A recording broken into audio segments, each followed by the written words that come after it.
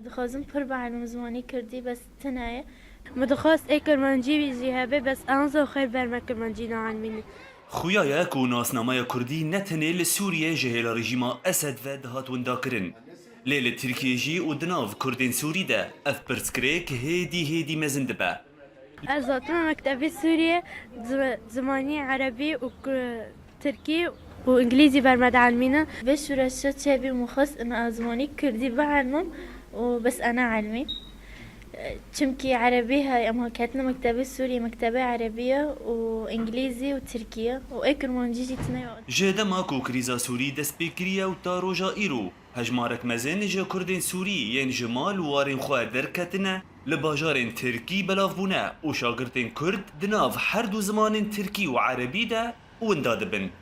Ji aliyekî din ve fêrbûna zimanê Tirkî ji wan tê xwestin da ku di civaka Tirkî de karibin jiyan û xwendina xwe berdewam bikin. براسيل فيدك احزاب ما كردي يعني تشتك جبو في موضوعي نكرني يعني تجاري ما ندي كسك هات قول مثلا ما بخوازن زمانه كردي بدرسين يا نشاطك شكل يا تشكي شكل تشك جبلو تني يعني في البجورة التركية بشكل عام دي مشكلة رئيسية يعني مشكلة دسبيكي اني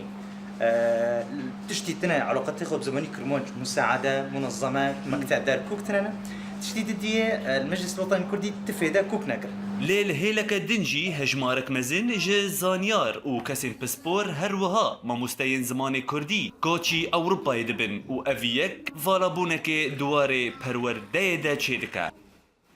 اما مثقفين يمن الكرد جي دار كاتن دارهم كل بدرموي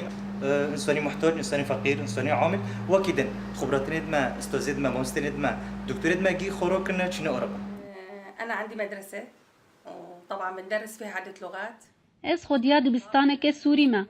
ام تد زمانه عربی ترکی و انگلیزی فردکن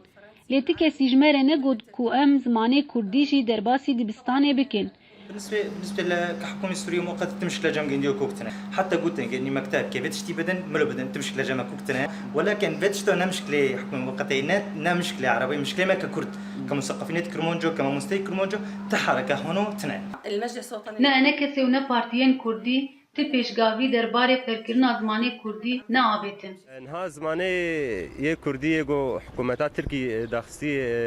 مكتبه كردي رجعوا هيش تفيد جيناكن يعني جبر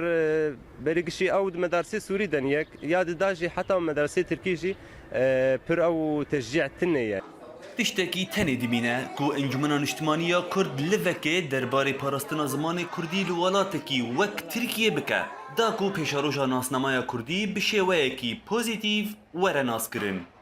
Riyad Alî, Orient News, Mersin.